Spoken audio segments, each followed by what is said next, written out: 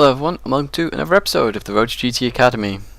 As you can see, it's on corner development, and I'm sort of going back to the first few episodes with this. It was just something that came up on a forum about still struggling with speed, and some people are using it and still struggling, and I thought I'd break an individual corner down into how you could progress. Now obviously in a situation you can analyze many things, but I broke it down into individual steps of how I improved on a given corner. So I'm looking at Fuji, the first corner on Fuji this week, because it's just one corner in one sector, so you can sort of break it down really easily. But before I get into that, just to let you know, there's some news on GT Academy this year. There's rumours and stuff going around. GT Planet have done a little post on it as well.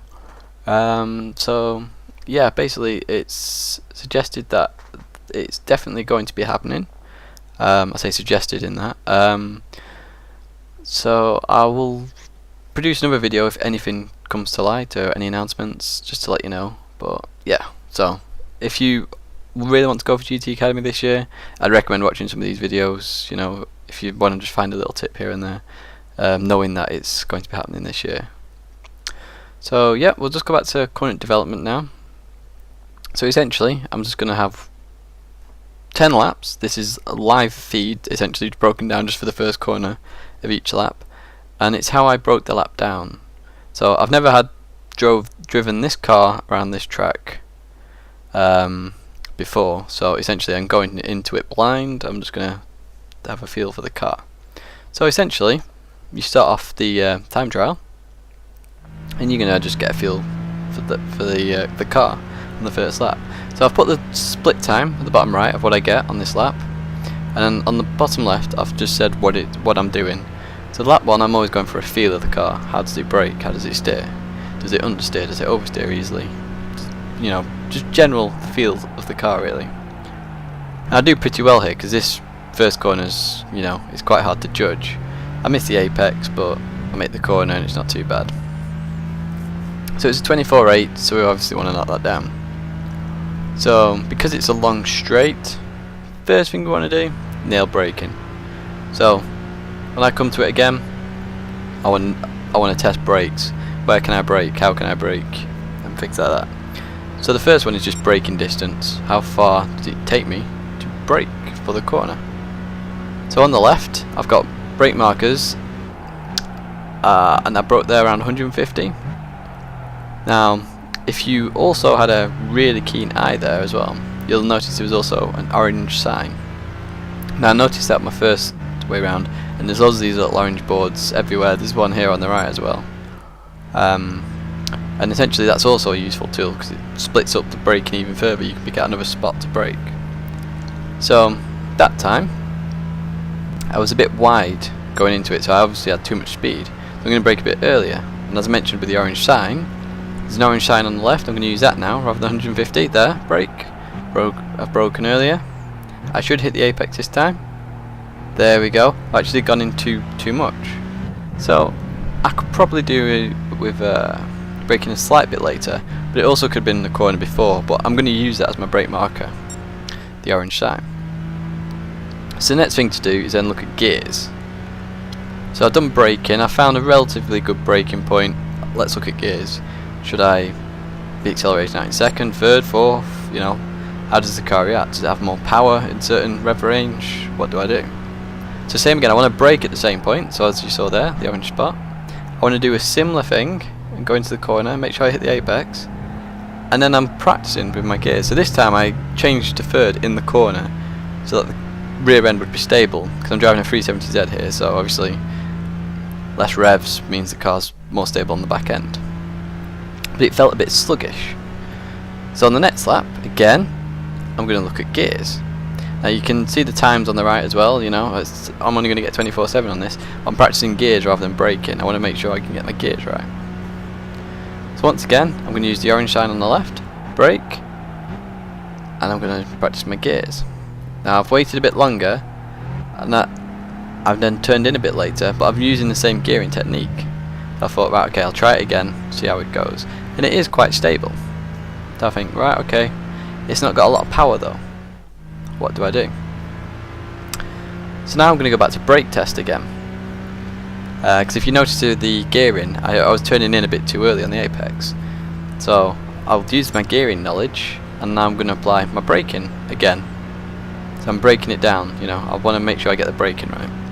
So this time I brake just on the orange again. I think it was just after. That was my aim anyway. And this time I hit the apex a bit better, I change gear and I accelerate out. It's a bit faster than 24.7 previous, it's a 24.6. But remember our second lap was a 24.4, so obviously we've lost time, we need to get that back. As you can see, next one, 24.4. So same again, I'm realising that I'm still being quite patient in the corner. So I need to brake a bit later again, just to find out. So I'm going to brake after the orange sign now, but before the 150. There you go. So that was after, but before. And we're going to see this now. As you can see there, the ghost is much further behind. I'm also accelerating in second gear. I realise it's a bit too sluggish to go to third to stabilise the car. I can control it with my throttle in second. And that's giving me the 24.4. But I was struggling with understeer. Okay, so one technique I know to stop understeer can be trail braking, because it, you know, makes the back end come out slightly. So how do I stop understeer? I'll give trail braking a try. So I'm going to come in again. I'm going to brake. I broke at the same point as the last lap. Now watch my trail braking. I stay at about 25% there for a brief moment. I get a bit more turning on the car. And look at that time. I got 24.2 that time. And look at the ghost. It's miles behind. So essentially now I'm breaking it down.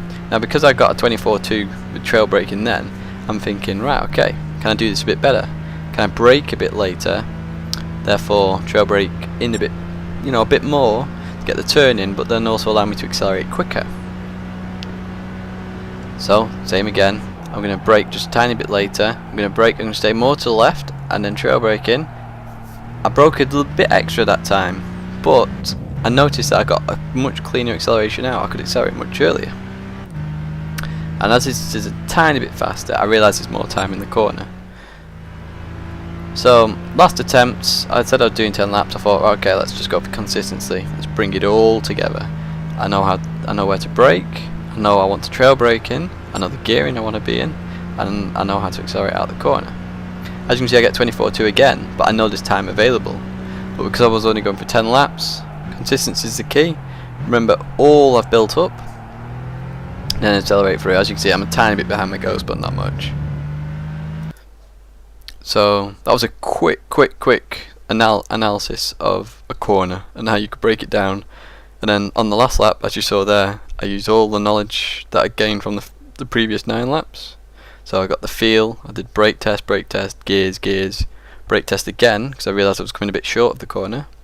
And then trail braking, and then obviously I'm putting it all together to get the final sort of the initial part of the puzzle. You know, I've got that final piece of that corner sorted. I could then look at another corner, go around all the track, come back to the first corner again, realising I can now gain time elsewhere. I may gain an extra 2 miles an hour on the straight, then have to adjust my braking for the first corner, and it keeps happening. You got to keep doing that to improve your lap time. So that's essentially how I wouldn't break it down to that much of a long step, but I gave myself 10 laps so I could break it down to show you guys how I would do it. I could obviously do more breaking down within a given lap, so I could go into the corner braking, I could practice gears during it, and I could practice my throttle control on the exit. That's 3 parts on 1 lap, but on this situation it was 10. So hopefully that helps you understand how you could break a corner down into little individual steps to figure out time. Now the key is consistency, so once you've got your braking sorted, always brake at that point, so then you can really practice other steps like your gear change and your throttle control and exit and things like that. So thank you very much for watching this brief episode. I'm trying to keep them not super long. I'm trying to give good steps to help you guys. Any questions, feel free to ask them below. Otherwise, I will see you next time. Thank you very much for watching.